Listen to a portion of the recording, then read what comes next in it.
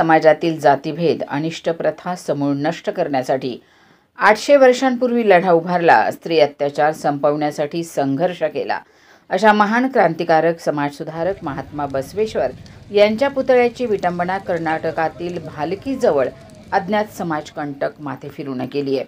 या घटनेचा सर्वत्र निषेध केला जातोय।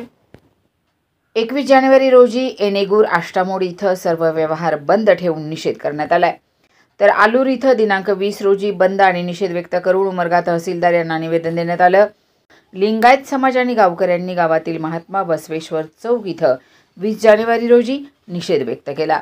यावेळी गावातील लिंगायत समाज बांधव यांच्यासह हनुमंत शंके, ग्रामपंचायत सदस्य सिद्धप्पा ब्याळीकुळे, ग्रामपंचायत सदस्य कल्याणप्पा लाटे, सिद्धाराम वाकडे, महादेव मासुडे, बसवराज पांढरे, शरणप्पा काशेट्टी, इरण्णा मातोळे, युवा नेतृत्व सागर उमशट्टे, रेवंत सिद्ध फुलमाळी, गुरुबसय्या स्वामी, आनंद मासुडे, सुनील दुधगे, बसवराज वाकडे, संजय कासार, बबलू इंगळे आणि शिवा संघटनेचे अनेक कार्यकर्ते, पदाधिकारी आणि नागरिक उपस्थित होते।